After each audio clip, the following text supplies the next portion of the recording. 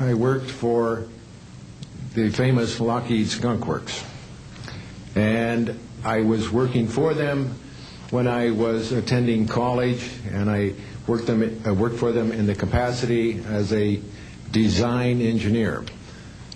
Perhaps these aircraft had a different role once in the air.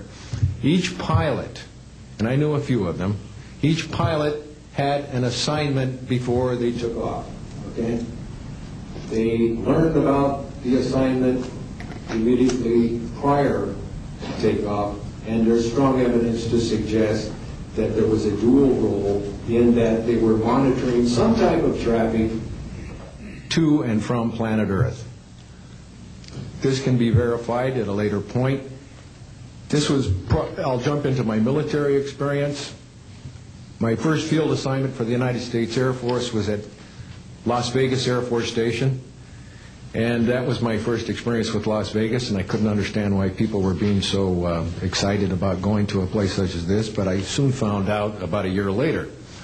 Nellis Air Force Base is located there. Nellis is a major training center for different types of special aircraft and fighter aircraft, one of the premier in 1965 for duty. In 1966,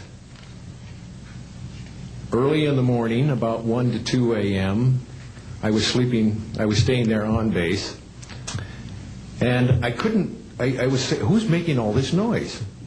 Who's making all this noise at this time of the morning?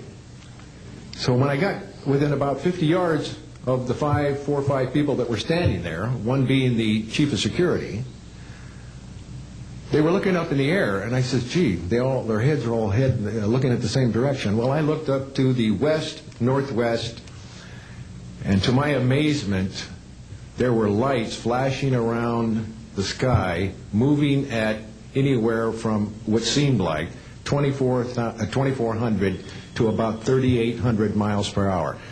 Now, the fact that we're taking an estimate from a distance, we figured, well, this is quite something.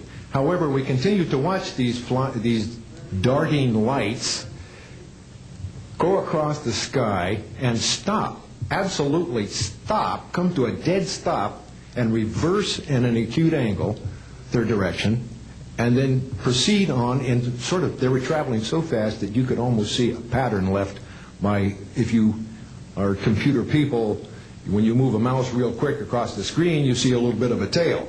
Well, that's exactly the way these 6 or 7 craft worked. After 5 minutes of watching these things, they all seemed to group up to the west-northwest.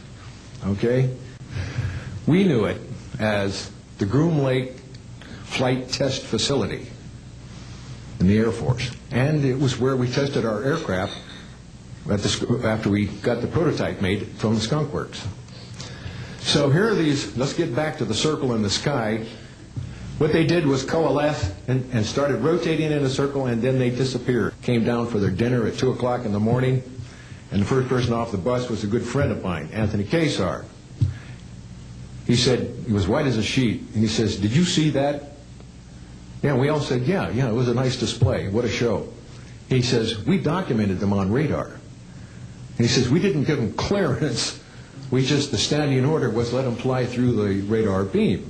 He says, we documented 6 to 7 UFOs. Now, we don't know who was guiding those, but they were certainly intelligent, and we don't know where they landed because they coalesced and disappeared. So